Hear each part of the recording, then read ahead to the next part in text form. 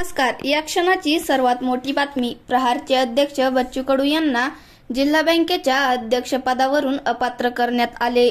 यावर प्रतिक्रिया देताना त्यांनी संताप व्यक्त केला आहे.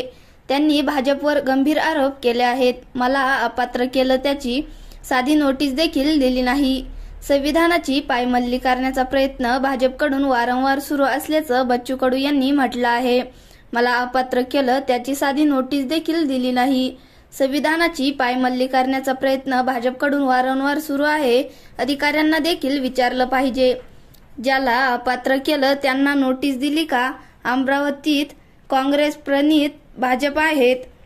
भाजपची सत्ता आणि काँग्रेसचा वापर करून या प्रकरणात मला गोवल्या जात आहे. अन्नत्याग आंदोलन मागे घेतल्यानंतर लगेचच अशा पद्धतीने कारवाई होते, हे बरोबर नाही. अशा पद्धतीने दबाव तंत्राचा वापर केला जाऊ शकतो, याचं हे उत्तम उदाहरण आहे.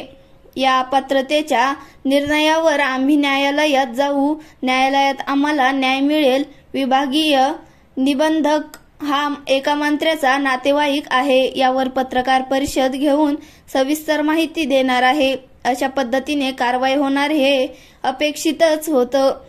पण आता आमचं आंदोलन थांबणार नाही.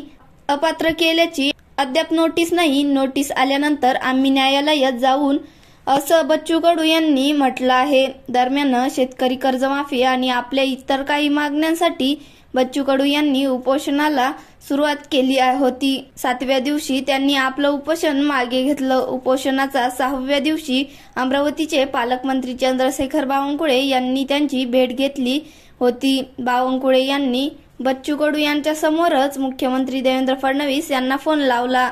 मुख्यमंत्र्यांनी त्यांच्याशी संवाद साधला. कर्जमाफीसाठी समिती गठीत करण्यात येईल.